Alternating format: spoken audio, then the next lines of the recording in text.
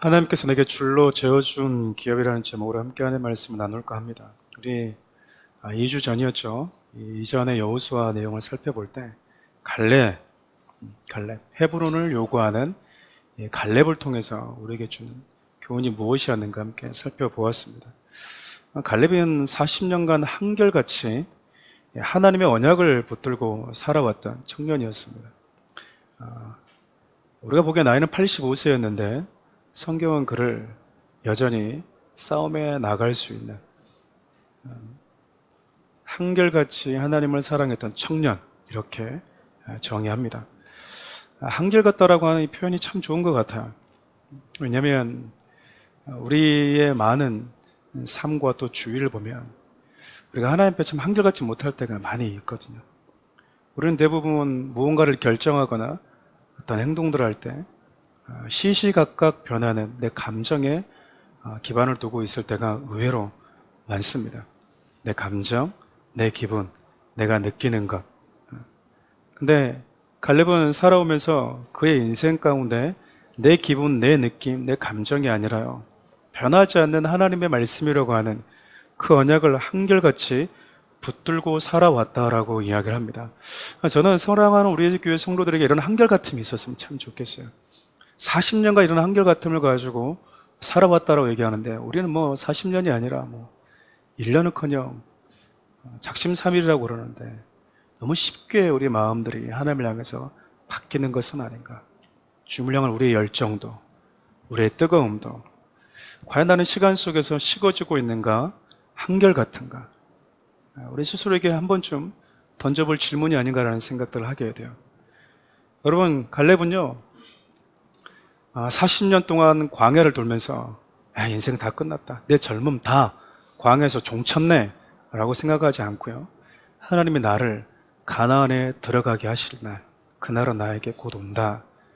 그때 가면 본격적으로 이제 가나안 정복을 하는 영적 전투가 시작이 될 터인데, 그때를 위해서 내가 뭐 해야 되겠다고 생각한 겁니까?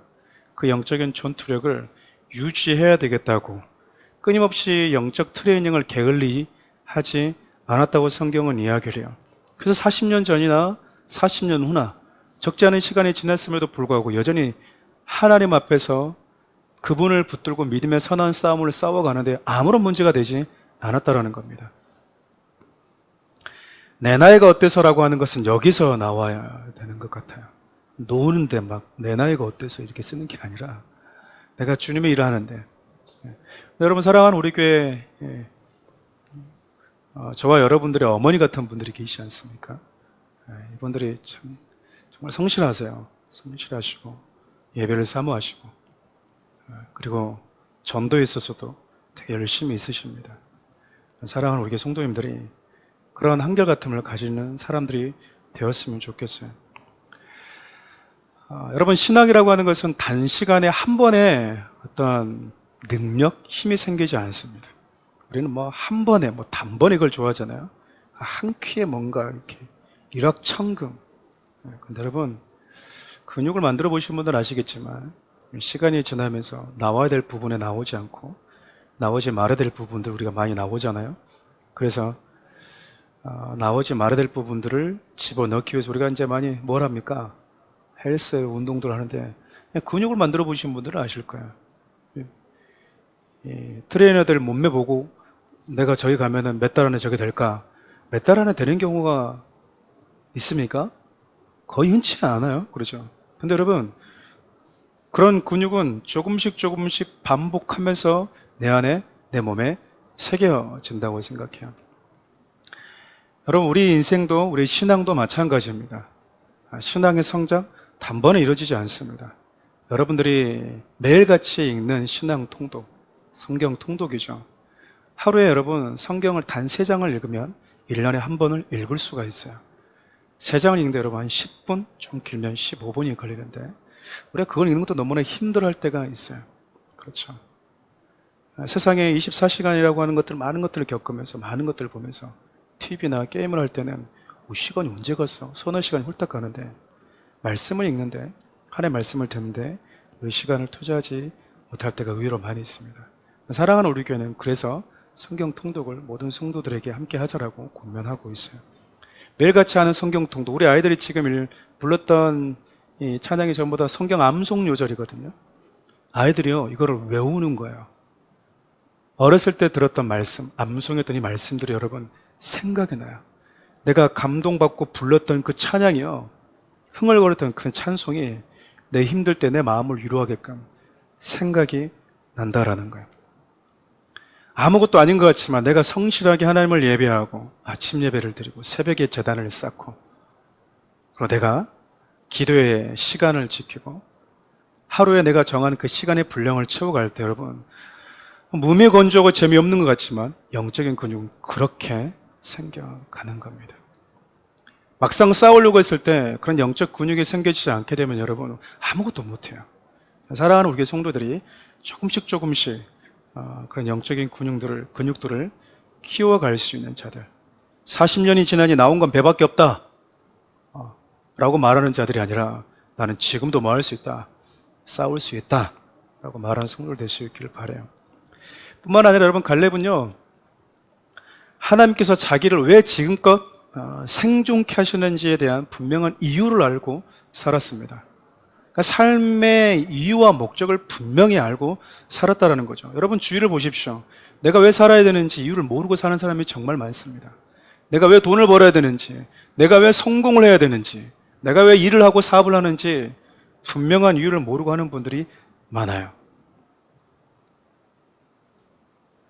갈렙은요 단 한순간도 하나님이 40년간 내 친구들과 달리 같은 세대들과 달리 나를 유일하게 여호수아와 함께 지금껏 생존케 하신 이유가 있다라는 것을 한순간도 잊지 않고 살았습니다.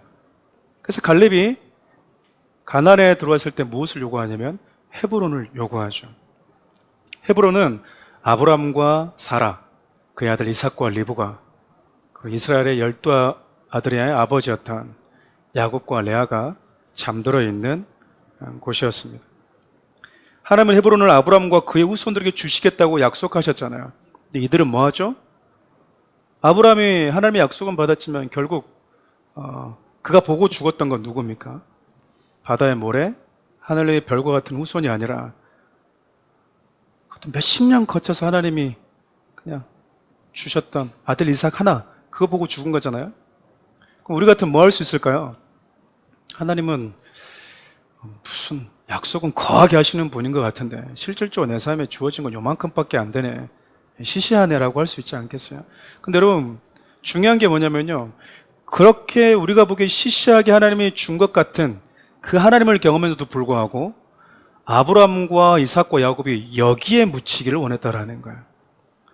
왜 헤브론 땅에 묻혔냐? 하나님이 이 헤브론 땅을 주겠다고 그랬거든요. 너와 너희 후손들에게. 그러니까 여기에 딱 묻혔던 이유는 뭐예요? 여기 누구 땅이라는 거야? 여기 우리 땅, 여기 우리 땅. 하나님 우리가 주겠다고 하신 땅. 여러분 저는 믿음의 사람들이 이런 사람들이라고 생각을 합니다. 우리는 뭔가 손에 잡혀야지, 눈에 뭔가가 보여야지, 하나님이 함께하고 있구나, 하나님이 나에게 복을 주고 있구나 라고 우리는 느끼고 감각을 하는데, 하나님의 사람들은요 이 눈에 아무 증거 아니 배워도라고 하는 찬송가의 가사처럼 내 손에 아무것도 잡혀지지 않아도 하나님이 말씀하시는 그 약속의 말씀을 의심 없이 붙들고 사는 자들이에요. 어쩌면 여러분 믿음이라고 하는 신앙의 덕목은 내 손에 아무것도 주어져 있지 않지만 하나님이 주셨다라고 하면, 그리고 주겠다라고 하면 이미 내 손에 주어진 것처럼 여기면서 살아가는 것 아니겠습니까? 아브람과 이삭과 야곱이 하나님의 약속을 믿고 살았던 자들이라면 갈렙은 그 약속에 화답한 인생을 살았다고 할 수 있겠죠. 근데 여러분 우리 모두 알다시피 갈렙이 요구했던 헤브론은요 아낙 자손, 거인 족속이라고 하거든요. 키가 여러분 뭐 2m 한 7, 80까지 된다고 그래요. 거의 3m 가깝게. 여러분 거인들이잖아요. 그 거인 족속들이 살고 있는 땅에서, 그러니까 누구도 쉽게 넘보기 어려운 땅이었다라는 거죠.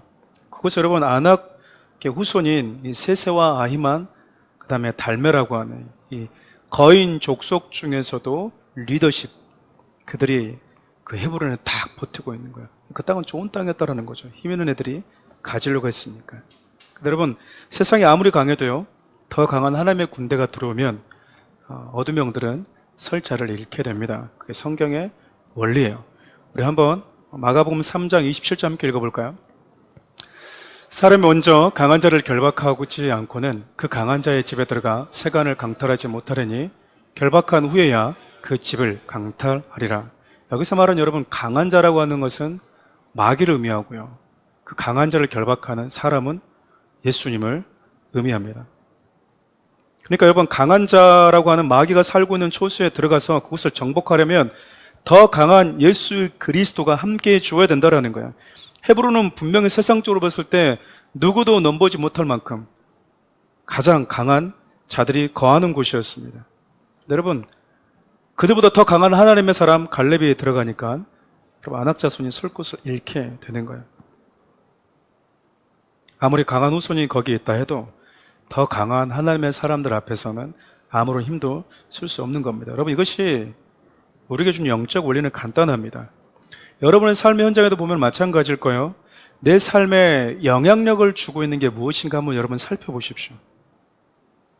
내 생각과 내 마음을 자기 집처럼 생각하면서 지배하려고 하는 어둠의 영들의 지배받고 있는, 그것을 여러분 몰아내는 길은요, 뭐밖에 없어요. 하나님의 말씀을 붙드는 것밖에 없습니다. 주님의 말씀을 선포하는 것이죠. 하나님을 붙드는 거다, 그 말입니다. 우리 안에 있는 여러분 실패와 좌절, 상처, 그리고 감추고 싶은 부끄러운 과거라고 하는 것에 붙어서 이 기생하면서 살아가는 그 어둠의 영들을 여러분 이겨낼 수 있는 유일한 비결은 하나님의 말씀으로 그것을 과감하게 도려내는 거예요. 그럴 때 여러분, 우리 삶 가운데 다른 어떤 것이 아닌 하나님이라고 하는 그 말씀에 우리가 이끌릴 수 있게 된다는 겁니다. 갈렙은 누구도 넘보지 못했던 헤브론을 정복하게 되죠. 그렇게 갈렙은 하나님이 함께 하실 때 불가능이라는 것은 없다라는 것을 다음 세대들 앞에 당당하게 보여줍니다. 그리고 여러분, 갈렙이 독특한 게 뭐냐면요, 그리고 그에게 참 아름다운 이 덕목이 뭐냐면 혼자서 이 일을 다 감당하지는 않아요. 우리 여호수아 15장 16절부터 17절 함께 읽어볼까요? 갈렙이 말하기를 기라세벨을 쳐서 그것을 점령하는 자에게 내가 내 딸 악사를 아내로 주리라 했더니 갈렙의 아우 그나스의 아들인 온니엘이 그것을 점령함으로 갈렙이 자기 딸 악사를 그에게 아내로 주었더라. 기라세벨이라고 하는 것은 헤브론 근처에 있는 성읍이거든요. 그러니까 그곳에도 누가 살고 있어요? 아낙 자손들이 살고 있어요. 헤브론은 이 리더십들이 아까 아히만과 달메 세세가 살고 있었다면, 기라세벨은 그들과 같은 종족들이 거주하고 있는 곳이었습니다. 그러니까 여러분, 갈렙이 헤브론을 쳤다 이 말은 거인족의 리더십들을 쳤다 이 말이에요. 블레셋에 골리앗을 다윗이 쳐부셨다 하더라도 골리앗이라고 하는 장수 뒤에는 누가 있어요? 골리앗 군대가 있겠죠. 갈렙은요, 리더십들을 칩니다. 그리고 온니엘은 그 아낙 자손의 다른 수하에 있는 자들을 정복하게 되죠. 그러니까 기성세대와 다음 세대의 영적인 콜라보가 지금 이루어지고 있는 거예요. 혼자서 다 해버리는 게 아니라요, 다음 세대가 직접 싸움의 현장에서 승리할 수 있도록 가장 먼저 앞장서서 싸우는 모습을 먼저 보여줍니다. 어떻게 싸우는지, 어떻게 승리를 쟁취하는지 보여준 다음에 그 영적 싸움의 현장으로 다음 세대를 초대하는 거예요. 그리고 그들도 그곳에서 이길 수 있도록, 승리를 경험할 수 있도록 방향을 제시해 주었다라는 겁니다. 일 잘하시는 분들에게 있어서 참 공통적인 뭐랄까요, 좀 티라고 그래야 될까요? 그 중에 뭐가 있냐면 내가 혼자 해야지 속이 시원하다라는. 그러니까 청소를 하나라도 누가 이게 하고 있는 거 보면 영 성에 찹니까 안 찹니까? 성에 차요? 성에 안 차면 뭐합니까? 비켜봐. 그렇게 하려면 하지도 말아. 나와봐. 그래서 뭐예요? 아, 이게 지금 사투를 쓰고 있구나. 나오세요. 제가 해보겠습니다. 라고 하면서 혼자 청소를 다 해버리는 거야. 자기가 해야지 뭐예요? 내가 해야지 좀 속이 시원하고 다른 사람이 하는 거 보면은 영 못마땅하고 못 믿었고 청소도 안 한 것 같고 그렇죠. 그런 분들 있지 않습니까? 저와 눈을 마주 주십시오.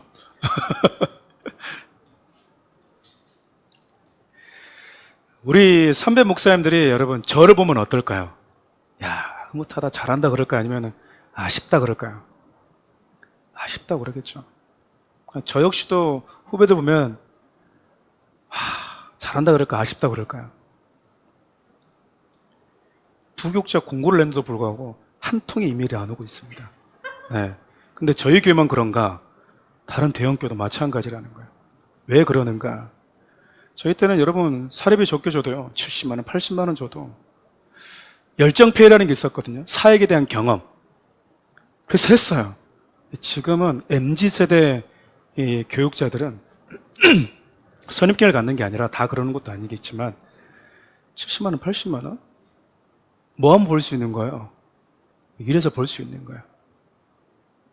내가 갖고 싶은 거 있으면 열심히 일하고 그걸 사게 되면 일도 쉽게 그만두거든요. 그래서 보면 물어봅니다. 사례비 얼마 줍니까? 학비 줍니까?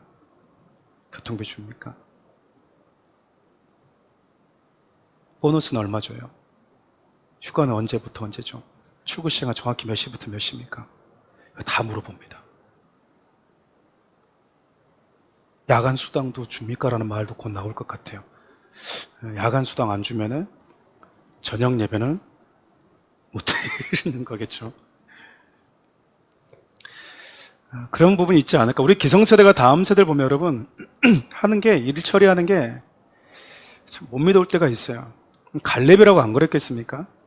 그냥 속 시원하게 이렇게 물 들어올 때 노젓는다고 그냥 내가 내친 김에 다 해버리면 되는데요. 문제는 뭐냐면 잘하는 사람이 잘하는 건 참 좋은데 문제는 그 사람이 이 땅에 영원히 남아서 사역할 수는 없다라는 거예요.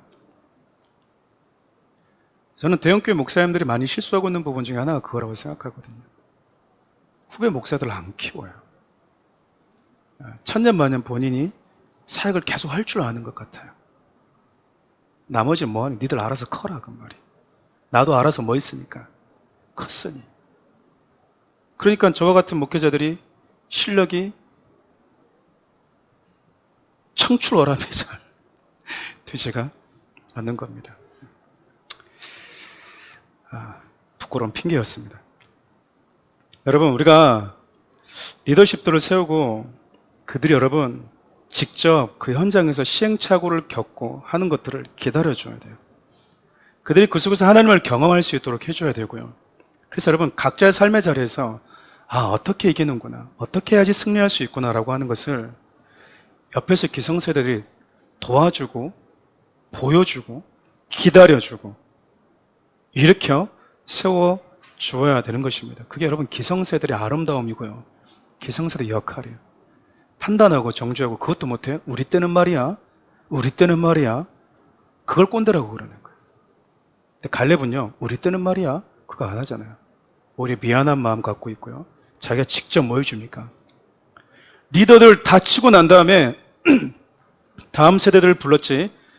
헤브론 나에게 주시오라고 한 다음에 승낙받고 나서 야 리더들은 저 아이만 닮은 셋은 니들이 좀 하면 어떻게 좀 안 되겠냐? 라고 하지 않아요, 여러분. 자기가 그것은 감당하잖아요. 여러분 사사기를 보면 온니엘이 첫 번째 이스라엘 사사라고 기록을 합니다. 그가 여러분 갈렙의 초대를 받는 거예요. 누구든지 이곳에 와서 기라세벨을 치는 자에게 내 딸을 주겠다. 아무것도 하지 않고 초대하고 있는 게 아니고요. 먼저 보여줬다니까요. 가장 힘있는 안악 자손의 가장 힘있는 그 리더십들을 먼저 무너뜨리고 몰아내고 난 다음에 초대하고 있는 거예요. 많은 사람들이 보지 않았겠습니까? 저렇게 하면 되네? 할 수 있겠네? 두려워 떨고 있었는데 기성세대 가서 뭔가를 해버리고 와버리니까. 그래서 여러분 이 갈렙의 초대에 온니엘이 응하고 있는 겁니다. 그리고 여러분 기라세벨을 또 다른 아낙 자손이 거주하고 있는 그 성을 온니엘이 차지하게 됩니다. 그리고 약속대로 갈렙의 딸 악사를 아내로 얻게 되죠. 이건 여러분, 강한 용사에게 미인이 주어진다라는 개념이 아니에요. 악사는 누구냐면 적어도 온니엘에게 저게 과연 가능할까? 그런데 지금 하나님이 갈렙을 통해서 나를 하여금 그 싸움 현장에 부르고 있는 것 같은 거야. 그럼 목숨 걸고 간 거야. 그리고 하나님 바라보면서 나도 싸웠더니 승리가 갈렙 선생님이니까 그건 가능한 일이겠죠. 여호수아니까 가능한 일이겠죠. 라고 생각했는데 아니네. 하나님은 나와 함께 하시니까 내 삶 가운데 동일한 승리가 이루어지느라고 하는 것을 그 현장에서 경험했다고요. 그렇지 않나요? 늘 기성세도 함께 싸우다가 이제 기성세대 없이 혼자 싸워보고 있는 거예요. 그렇게 얻은 아내가 악사예요. 그러니까 악사는 자신의 생명을 걸고 하나님만 바라보며 달렸던 자기의 믿음의 고백이 묻어있는 생명과 같은 아내인 겁니다. 이 아내 버릴 수 있겠어요? 아내 볼 때마다 무슨 마음이 들겠습니까? 내가 당신을 얻기 위해서 하나님만 바라보면서 적진으로 달려갔던 그 기억들이 아내라고 하는 악사라고 하는 그 아내의 그 존재 자체에서 내 삶 가운데 고스란히 묻어나는 거예요. 여러분 아내를 보면서 뭘 느끼십니까? 킹카했다, 뭐 예뻤다 이것만 보십니까? 아니면 뭘 보고 계세요? 근데 여러분 이 악사도 아버지를 닮아서인지 참 이렇게 여장부 같아요. 악사가요 이제 출가할 때 아버지로부터 이제 떠날 때 아버지에게 이것을 요구합니다. 우리 15장 19절 한번 읽어볼까요? 이르되 내게 복을 주소서 아버지께서 나를 네겝 땅으로 보내시오니 샘물도 내게 주소서 하매 갈렙이 윗샘과 아랫샘을 그에게 주었더라. 여러분 네겝 땅이라고 하는 것은 문자적으로 하면 메마른 땅을 의미합니다. 그러니까 그녀가 아버지에게 샘물을 요구하고 있는 것은 뭐 때문인 거죠? 개인적인 욕심이 아니고요. 처음 그 땅에 들어가서 이제 개척해서 살게 되면 그 메마른 땅 경작해야 되는데 뭐가 없는 거죠? 물이 없어요. 자기 혼자 가는 게 아니잖아요. 그곳에서 함께 거주하게 될 다른 가족들, 주민들을 위해서 뭘 요구하고 있는 겁니까? 샘물을 요구하고 있어요. 저는 처음 무언가를 시작하는 리더십들이 가져야 되는 역량이라고 생각합니다. 리더가 어떠냐에 따라서요, 그 함께하는 멤버십들이 함께 영광을 얻을 수 있고 함께 고통을 받을 수도 있어요. 여러분 우리 모두가 다 감정을 가지고 있고 연약한 부분들이 있어요. 그렇잖아요. 여러분 리더십들은 때로는 그 감정도 이겨내야 됩니다. 감정도 여러분 내가 감출 줄도 알아야 돼요. 여러분 저도 마찬가지잖아요. 저라고 힘든 일 없지 않겠어요? 열받으면 뭐 이렇게 18 이렇게 나오고 싶지 않을 때가 있겠습니까? 근데 만일 제가 여러분들 앞에서 속에 딱 올라가자마자 하나님 말씀 한번 봅시다. 여러분이 어떨 것 같아요? 기분 여러분 어떨 것 같습니까? 목사 화가 나셨나? 화 안 났어요? 말씀 봐요. 빨리 봐요. 오늘 말씀 그냥 여기까지만 하고 일단 접읍시다. 이래버리면 여러분 어떻게 되겠냐고 그 말이에요.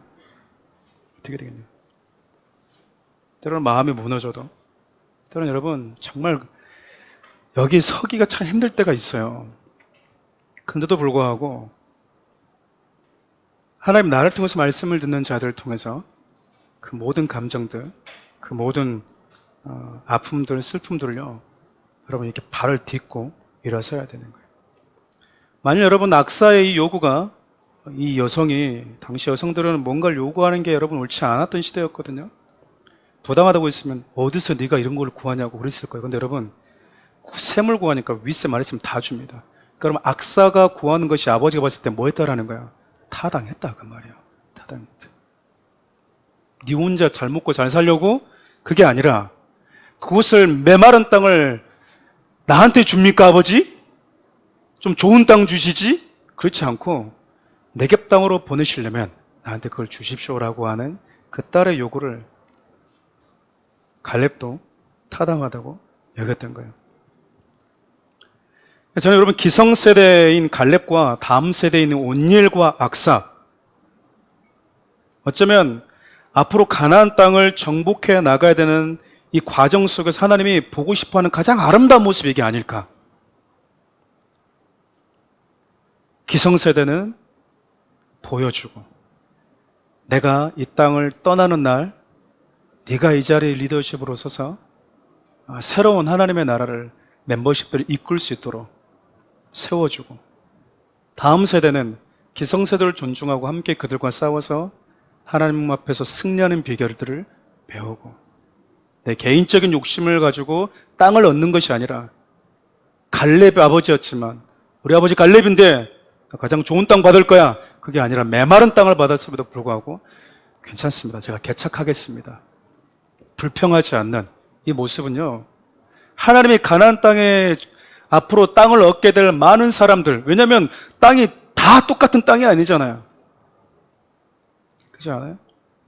어쩌면 하나님 이스라엘 백성들에게 가장 요구하고 있는 모습이 아니겠습니까? 그래서 12지파가 땅을 분배하기 전에 가장 먼저 유다지파의 땅 분배를 이야기하는데, 그 유다지파의 땅 분배를 하기 이전에 하나님이 갈렙의 이야기를 이렇게 많이 언급하고 있다고 저는 믿어요.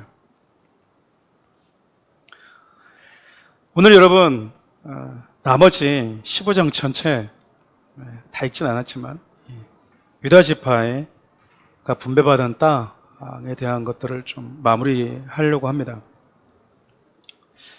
먼저 좀 죄송한 말씀을 드리면, 제가 이 땅에 대해서 계속 연구를 했는데 땅이 너무 많습니다. 땅이 너무 많아가지고 제가 좀 길치인데,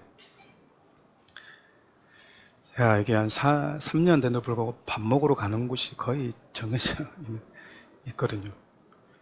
제가 어느 정도 이렇게 별로 밖에를 잘 안 나가냐면, 제가 지방에 살 때 만약에 제가 여기 살았다면 누가 길 가다가 저한테 물어보는 거예요. 여기요, 신사동이 어디죠? 물어보면 저 신사동 어딘지를 모르겠습니다, 제가 그랬거든요. 바로 붙어있는 동도 어딘지를 모르는데 제가 성경에 나와 있는 이 많은 땅들을, 정말 이 하나님이 머리카락을 지켜주시는 게 은혜일 정도로. 근데 여러분, 오늘은 다 살펴보지 않고요, 이 여호수아를 우리가 살펴보면서 언급되었던 땅, 그것만 좀 살펴볼 건데, 그 전에 유다지파가 여러분 이스라엘 백성들 가운데 가장 많은 땅을 분배받았다라고 하는 건데, 그 이유가 무엇인지를 먼저 좀 다뤄보려고 합니다. 많은 분들이 여러분 유다가 리더십을 가지고 있었기 때문이다라고 이야기를 해요. 저는 반은 공감하지만 반은 공감하지 않습니다. 그러니까 유다에 대해서 이렇게 좋은 점을 부각시키고 있는 건데, 예를 들면 이런 거예요. 며느리의 흠이 드러났을 때 며느리가 이거 제가 아니라 당신 때문에 제가 임신하게 되었습니다 라고 얘기하자, 거짓말하지 마, 친자 확인서 가져와, 이렇게 말하지 않고 뭐 하죠? 인정을 하잖아요. 그 여러분, 잠언에 보면은 뱀이 지나간 자취와 바다에 배가 지나간 자취, 남녀가 함께한 자취는 알 수 없다고 얘기하거든요. 그만큼 은밀하게 이루어지기 때문에. 남녀같이 하룻밤 잔 거 누가 알겠어? 내가 너랑 잤다고 이래버리면, 여러분 발 빼매버리면 그냥 며느리는 어떻게 되는 겁니까? 그냥 죽는 거예요. 근데 유다가 뭐 하죠? 맞다, 내가 잘못한 거 맞다라고 인정을 합니다. 참 인정하면 쉽지 않아요. 그렇죠? 실수했을 때 우리는 자꾸 거짓말하고, 그걸 들키지 않으려고 자꾸 거짓말을 또 거짓말을 하잖아요. 근데 맞습니다, 제가 실수했습니다, 제가 잘못했습니다, 미안합니다, 이렇게 말하는 거 여러분 참 좋은 모습인 것 같아요. 저도 우리 성도님한테 미안하다고 얘기 많이 하거든요. 또 뭐 하죠 여러분? 곡식을 구하러 갈 때, 애굽에 곡식을 구하러 갈 때 야곱이 요셉도 잃었고 베냐민도 잃어버릴까 봐 베냐민을 보내지 않았는데, 결국 곡식을 얻기 위해서 베냐민과 함께 동행하는데 여러 이 사건들 때문에 베냐민이 볼모로 잡히게 돼요. 그때 가장 먼저 나서서 이 동생을 지키려고 자기 생명을 담보했던 자가 역시 유다였습니다. 그래서 유다 이 리더십들이, 리더십이 있었기에 그가 리더로서 가장 많은 땅을 받아야 된다, 이렇게 논리로 주장하는 분들이 있어요. 물론 그런 부분도 나름 인정이 됩니다. 왜냐하면 실질적으로 유다는 싸움할 때마다 야곱의 네 번째 아들이었음에도 불구하고 가장 선봉에 서거든요. 싸움도 잘하는 지파였어요. 근데 여러분, 우리 인간은 다 양면성이 있습니다.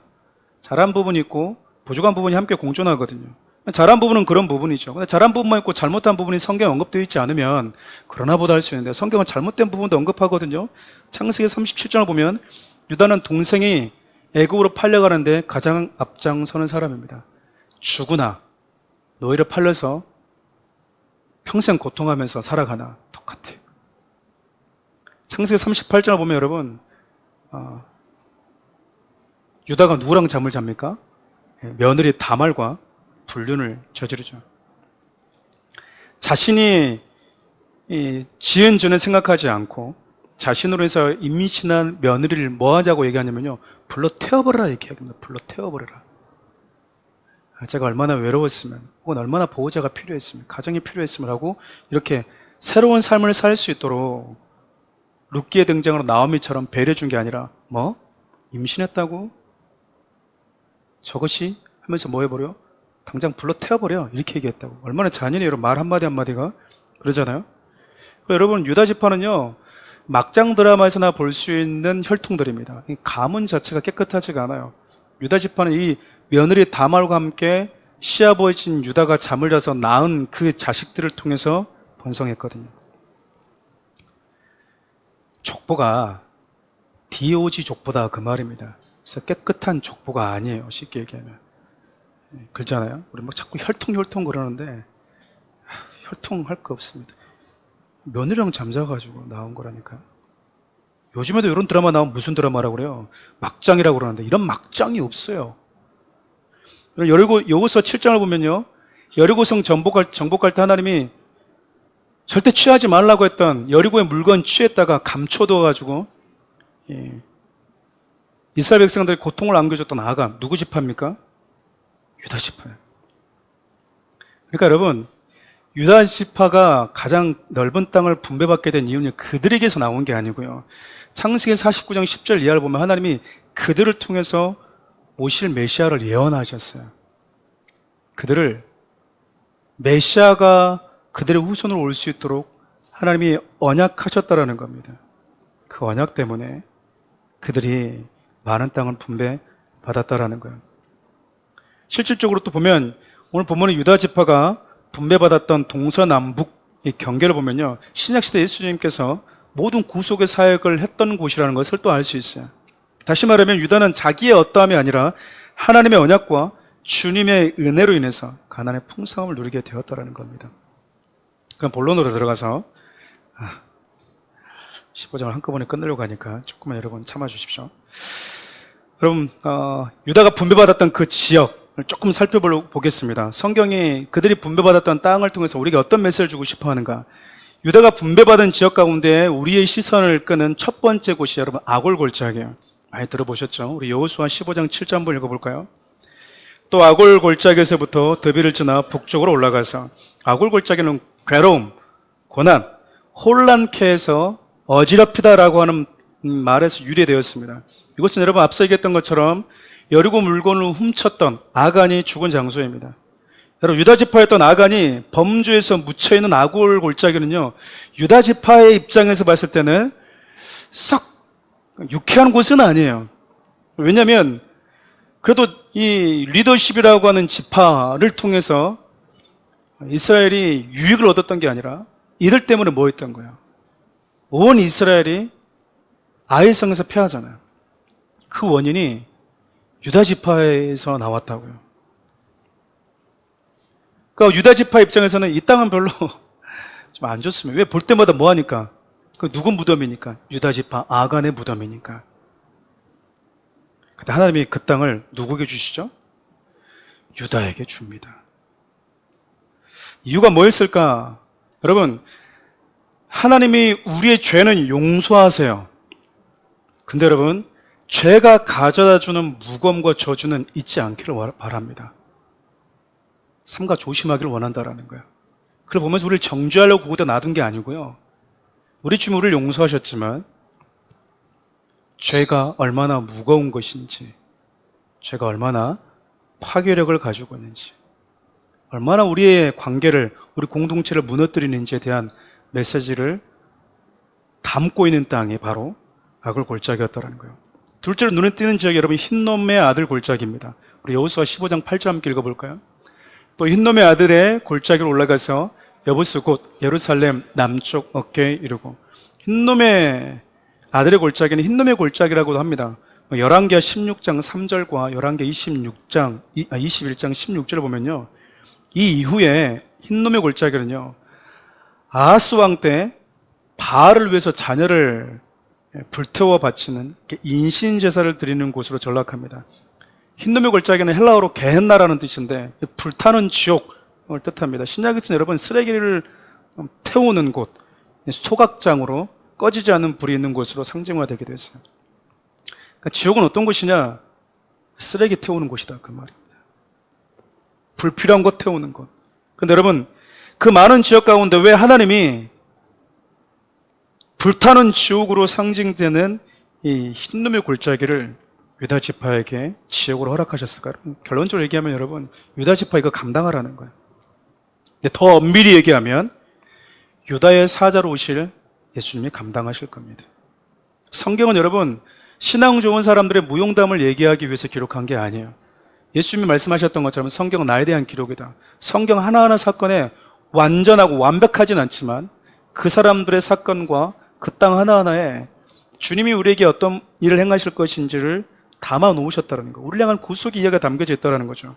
다시 말하면 유다 가문에서 태어나실 예수님은요, 아골 골짜기에 담긴 죄와 죽음의 저주, 그리고 그 죄로 인해서 꺼지지 않는 게헨나와 같은 지옥에 갇혀야 될 저와 여러분들을 구원하시기 위해서 건져주시기 위해서 오실 분이라는 겁니다.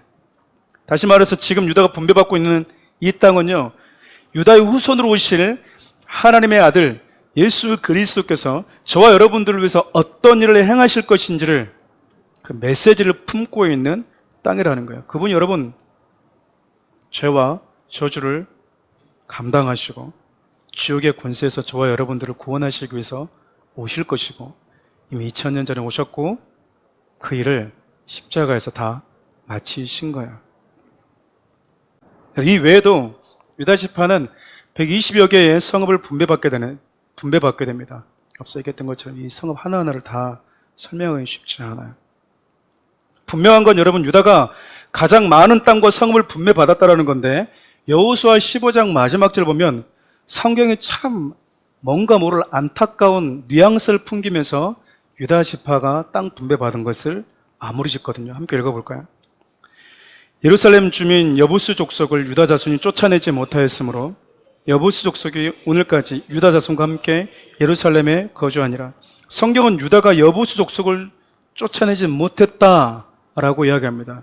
신명기를 보면요, 가나안 땅에는 여러 민족들이 살고 있었는데 특별히 가나안 땅의 가장 주요 민족이었던 7종족은 하나님이 반드시 타협하지 말고 다 진멸해라라고 말씀을 하셨었어요. 우리 신명기 20장 16절부터 18절 함께 읽어보겠습니다.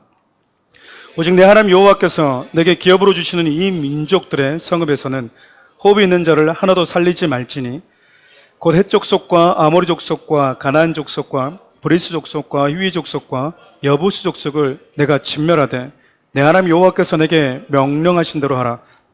이는 그들이 그 신들에게 행하는 모든 가증한 일을 너에게 가르쳐 본받게 하여 너희가 너희 하나님 여호와께 범죄하게 할까 하면이라. 하나님 여러분, 여부스 족속을 뭐 하래요? 진멸하래요. 진멸하지 않으면 무슨 일이 벌어진답니까? 그들의 우상 숭배 문화가 이스라엘로 들어올 거래요. 우리는 가끔씩 그렇게 생각합니다. 이렇게 다른 신 죄사한다고 다 그냥 하나님 죽이시나? 여러분, 적어도 우리 그리스도인 그렇게 얘기하면 안 돼요. 죄가 얼마나 무거운지, 하나님이 금하신 선악과를 따먹고 하나님께서 금하신 것을 경계를 넘어갔을 때 온 인류에 미친 그 죄의 결과가 얼마나 참혹했는지 우리가 안다면 그 죄가 하나님 보좌에 계신 예수 그리스도 독생자까지 인간의 몸을 입고 이 땅으로 끌어내리셔야만이, 잔인하게 십자가에 나무에 매 달리셔야만이 해결될 정도로 죄가 무겁다는 걸 안다면 여러분, 우리는 이렇게 쉽게 얘기를 못합니다. 생각을 해보십시오. 여러분의 가족에 5명인데 여러분만 예수를 믿어요. 그럼 하나님의 계획은 분명합니다. 여러분을 통해서 4명을 뭐 하는 겁니까? 구원하는 거예요. 사단의 계획도 분명합니다. 4명을 통해서 여러분을 뭐 하는 걸까요? 전도하는 겁니다. 어떻게 전도하는 걸까요? 새 속에 물들도록 하는 거죠. 이스라엘 여러분, 가나안 문화에 속해버리면 이제 하나님은 누구를 통해서 하나님의 나라를 세워가셔야 될까요? 그걸 하나님의 타협할 수 없다라고 이야기를 하는 겁니다. 하나님이 없다고 말하는 세상 가운데 하나님이 살아계시다고 하는 그 세상으로 하나님을 삼기 위해서, 다시 말하면 그 세상의 죄악된 문화를 하나님은 이스라엘 백성을 통해서 끊어내기를 원하셨다라는 거예요. 근데 여러분, 여호수아 18장 28절 보면요, 예루살렘은 공식적으로 유다 지파가 아니라 베냐민 지파에 속한 도시예요. 그러니까 유다와 베냐민 경계에 있는, 또 지도를 보면 어떤 데는 여러분 보면 또 므낫세 지파에 또 소속되어 있기도 합니다. 근데 베냐민 지파가 이 예루살렘을 공격할 힘이 부족했던 것 같아요. 그 때문에 여러분, 그 도시가 유다 지파가 싸워서 취할 수 있는 땅으로 들어오게 돼요. 근데 문제가 뭐냐면 유다가 여부속속을 쫓아내지 않습니다. 성경은 여러분 그 이유를 몇 가지 소개하는데, 사사기를 보면 이렇게 소개를 합니다. 우리 사사기 1장 19절 한번 읽어볼까요? 여호와께서 유다와 함께 계셨으므로 그가 산지 주민을 쫓아냈으나 골짜기 주민들은 철병거가 있으므로 그들을 쫓아내지 못하였으며, 그들이 모세가 명령한 대로 헤브론을 갈렙에게 주었더니 그가 거기서 아낙의 세 아들을 쫓아내었고, 베냐민 자손은 예루살렘에 거주하는 여부스 족속을 쫓아내지 못하였으므로 여부스 족속의 베냐민 자손과 함께 오늘까지 예루살렘에 거주하니라. 하나님은 여부스 족속이 강하다는 걸 알고 있었어요. 근데 그 여부스 족속이 철병거를 가지고 있다고 해도 하나님이 함께 하시면 쫓아낼 수 있다라고 말씀하셨거든요. 우리 여호수아 17장 18절도 함께 읽어볼까요? 비록 철병거를 가졌고 강할지라도 내가 능히 그들을 쫓아내리라 하였더라. 하나님이 함께 하시면 충분히 쫓아낼 수 있다고 하세요. 그럼에도 불구하고 이들이 하나님을 신뢰하지 못합니다. 왜일까? 그냥 그들이 강해서만? 적이 강하기 때문에? 아니요, 여러분. 120여 개의 성읍까지 얻었는데 굳이 피 흘리고 수고할 필요가 있겠습니까? 내가 살 땅이 없으면 악착같이 살 땅을 얻기 위해서 내가 싸우겠지만, 살 땅이 있는데, 충분히 있는데, 내가 거주할 땅이 충분히 있는데 그렇게 내가 목숨 걸고 싸울 필요가 있냐 그 말이에요. 하나님은 이스라엘들에게 단순히 땅을 주기 위해서 그들을 가나안 땅으로 인도한 게 아니거든요. 그들은 영적 전쟁을 통해서 가나안의 죽음의 문화를 자꾸 몰아내야 됩니다. 그 싸움을 싸우라고 그러신 거죠. 근데 여러분, 자신들이 살 만큼 여유가 생겼다고 해서, 먹고 살 만큼 됐다고 해서 치열한 영적 싸움을 뭐 하고 있어요? 피하는 거예요. 손에 피 묻힐 필요 없다라는 거죠. 우리도 마찬가지 아닙니까? 충분히 먹고 살만하니까 큰 문제가 없으면 기도하지 않습니다. 교회가 좀 안정되면요, 전도할 필요도 느끼지 않습니다. 교회가 작아도 그러더라고요. 목사님, 가족 같은 분위기 너무 좋은 것 같아요. 우리 계속 이대로 그냥 크지 말고 요 사이즈 그냥 그대로 가면 어때요? 목사님, 우리는 지하로 내려올 때마다 겸손함을 느껴요. 여기 계속 있으면 어떨까요? 예. 저는 동의 박수인 줄 알았습니다. 다른 애들은 뭐 헌금 잘하는데 뭐 내까지 헌금할 필요 있습니까? 다른 사람들 다 봉사하는데 굳이 나까지, 굳지는 좋아하는데 뭐 굳이 나까지. 여러분, 성경은요, 많이 가졌든 적게 가졌든 관계없이 저와 여러분들에게 주어진 삶의 사명감을 갖고 끝까지 충성하고 싸우기를 원하세요. 갈렙은 여러분, 자기에게 맡겨진 영역은 순종함으로 반드시 감당하려고 했습니다. 근데 유다는 철병거를 가지고 있는 강한 성읍과 맞서서 굳이 피 흘려 싸울 이유가 무엇인가? 지금 가지고 있는 땅도 살기에 충분한데, 저거 없어도 사는데 내가 왜 저렇게 몸부림칠 필요가 있는가? 그렇게 생각한 거예요. 갈렙의 삶의 가치는 편안함이 아니었잖아요. 여러분, 가나안 땅에 와서 그냥 편하게 지내고요, 싸움은 얘들아, 나는 싸울 만큼 싸웠다, 니들이 알아서 좀 해라. 나 말년에 좀 편하게 좀 지내자. 힘든 거는 좀 니들이 좀 해라. 이제 다음 세대들한테 갈렙은 미루지 않아요. 정말 바울처럼 마지막까지 표들 향해서 달려간 사람이었거든요. 갈렙은 편안하게 마지막까지 노후를 즐기면서 살지 않았습니다. 근데요, 유다는 충분하다. 충분? 우리 주님이 나에게 맡긴 사명이 아직 있는데 충분하다? 이것 때문에 여러분, 여보수 족속이 끝까지 가나안 땅에서 떠나가지 않습니다. 말씀을 마무리하려고 합니다. 여보수 성읍은 여러분, 시편 121편을 보면 여러분, 눈을 들어 산을 보아라는 찬양이 있잖아요. 산맥이 이렇게 예루살렘 성을 에워싸고 있을 정도로 외부의 침입으로부터 천연 요새와 같은 지역이었습니다. 그래서 여러분, 우리가 좀 잘못 알고 있는데, 눈을 들어 산을 보아라 할 때 이 산이 하나님이라고 말하는데 그게 아니고요, 이 산과 나의 도움을 되시는 하나님을 비교대조하기 위해서 시편 121편을 쓴 거거든요. 산들을 보면 저것만 봐도 우리는 너무 보호가 되고 있는 것 같아요. 근데 당연하게 보호라고 생각했던 그 산을 향해서도 아니다, 그 산을 창조하신 하나님이 되니 우리의 구원자라고 선포했던 게 바로 시편 121편이거든요. 근데 그 산이 여호수아 때도 정복되지 못하고요, 사사시대 때도 정복되지 못해요. 그렇게 방치되었던 여부 성읍이 언제 와서 여러분 정복이 된지 아십니까? 다윗 때 와서 정복이 됩니다. 이 여부스 성읍이 바로 예루살렘이에요. 예수님은 다윗의 후손으로 오시거든요. 성경은 다윗의 후손으로 오실 예수님을 통해서 성전이 재건될 것이고 회복될 것임을 저와 여러분들에게 지금 말씀하고 있는 거예요. 이걸 조금 더 영적으로 확대 해석해 보면, 죄와 사망에 매여 있는 강한 원수의 지배 아래에 있는 철병거와 같은 누구도 범접할 수 없는 어둠의 세력에 묶여있는, 떠나지 않으면 어떻게든지 기생해서 우리의 삶 가운데 붙어서 영향력을 행사하려고 하는 그 어둠의 영들로부터 우리를 구원하시고 예루살렘, 즉 하나님의 성전으로 회복시켜 주시는 분이 다윗의 후손으로 오신 예수 그리스도라고 말씀하고 있는 겁니다. 하나님은 여러분, 저와 여러분들에게 저마다의 기업을 주십니다. 우리에게 주어진 기업은요, 단순히 이 땅을 살 때 편안하고 부유함을 누리는 것이 아닙니다. 아직도 모르시겠습니까?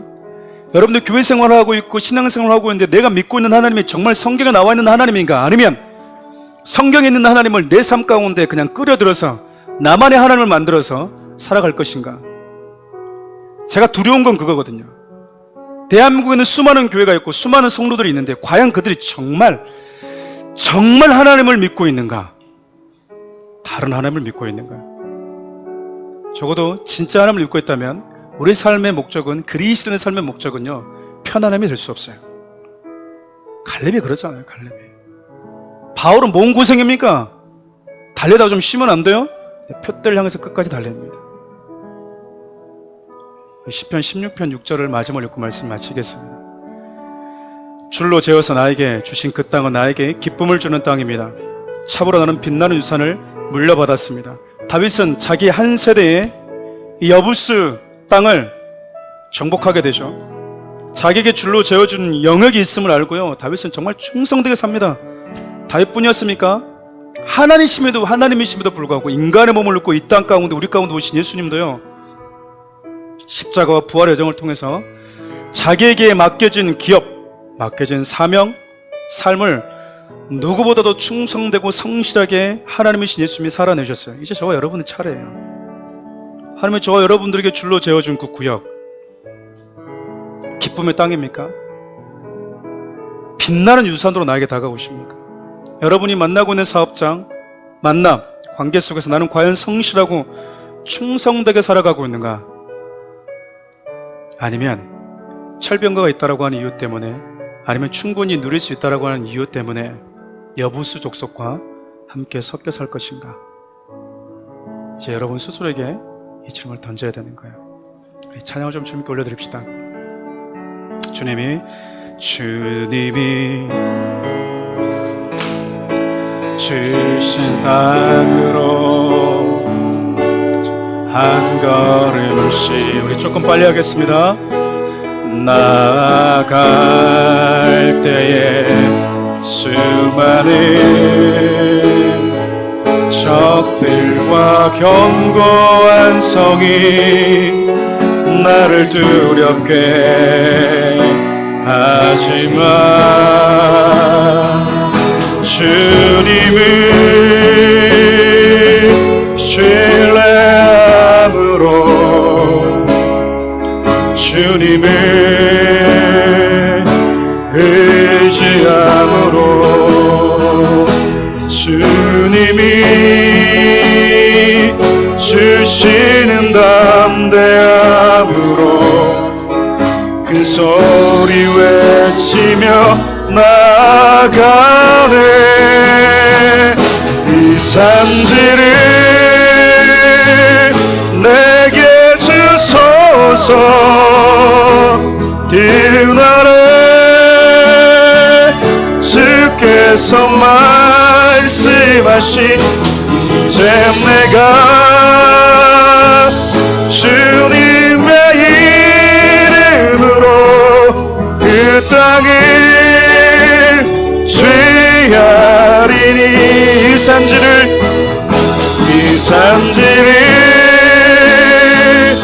내게 주소서. 그날에 주께서 말씀하신 이제 내가 주님의 이름으로 그 땅을 취하리니. 기도합시다. 신앙은 정말 개인적인 것 같습니다. 개인주의적이라는 것이 아니고요, 아무리 갈렙처럼 신앙이 좋아도요, 다음 세대에 온일과 같은 사람이 있는가 하면 많은 다수는 굳이 피 흘려서 싸우려고 하지 않습니다. 이 정도면 됐지, 이 정도에서 내가 교회 생활했으면 됐지, 이 정도 봉사하고, 이 정도 주를 위해서 하고 헌금하고, 이 정도 내가 주를 위해서 열심히 했으면 됐지, 뭐 더 얼마나.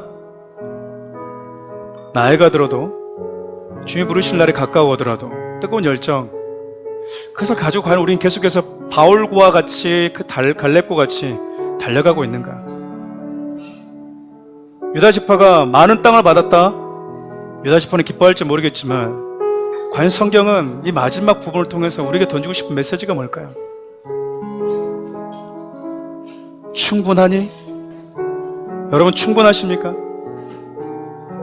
여러분 삶 가운데 누리니까 이제 괜찮습니까? 일터가 생기고 사업장이 생기고 직장이 생기면 집이 생겼으니까 이제 다 끝났습니까? 나는 우리 부모님들이 워낙 교회를 잘 섬기셔서 나는 그 복 받고 산다고 충분하십니까? 저 사랑하는 우리 성도님들이 이 마지막 부분에 있어서 미루지 않고 타협하지 않고, 하나님 나에게 주신 줄로 재어준 이 기업은 어떤 일이 있더라도 내가 피 흘리며 몸부리며 싸우면서 하나님의 나라 세워가겠습니다라고 하는 믿음 가졌으면 좋겠습니다. 이렇게 우리 한 가지만 좀 붙들고 주님 앞에 기도하며 나가도록 하겠습니다. 주여, 살아계신 하나님, 살아계신 하나님, 그 어떤 상황에서도 우리의 주를 바라보길 원합니다. 하나님, 만족하지 아니하고 충분히 되었다라고 생각하지 않고, 주님이 나에게 줄로 재어준 구역은 나의 기쁨이고 빛나는 유산이라고 믿고 믿음의 선한 싸움을 싸워가는 성도들이 되게 도와주십시오. 하나님을 바라보고 주님이 주신 믿음의 선한 싸움을 끝까지 싸워내는 자들이 되게 도와주십시오. 충분히 되었다라고 생각하며 살아가는 것이 아니라 하나님 특별을 바라보며 주님이 부르시는 그날까지 달리고 또 달리고 하나님 멈추지 않고 주님을 향해 나를 바라보며 달려갈 수 있도록 사랑하는 귀한 성도를 축복해 주시옵소서. 이들의 모든 삶의 현장 가운데 우리 주님이 주시는 은혜가 있기를 원합니다. 성령으로 충만케 하여 주십시오. 뜨거운 열정을 주십시오. 하나님, 갈렙처럼 한결같이 시간이 지나도 우리 주님 앞에 같은 마음을 품고 달려갈 수 있는 그 열정과 그 뜨거움을 다시 회복시켜 주십시오. 하나님, 충분하다고 생각하지 않게 도와주십시오. 주님이 나에게 맡겨주신 줄로 재어진 구역은 성실하게 충성되게 하나님 믿음으로 감당할 수 있는 하나님의 사람들, 거룩한 하나님의 사람들, 존귀한 하나님의 사람들이 되게 하여 주시옵소서. 그런 믿음을 하나님 드러내며 살아가는 성도들이 될 수 있도록 우리 주님들을 모아주십시오. 하나님, 이 산지가 하나님 주님의 이름을 드러내고 주님과 함께 함으로 인해서 내 인생 가운데 어떤 일이 주어지는지를 드러내는 그 삶이 가장 아름답고 가치 있게 하여 주옵소서.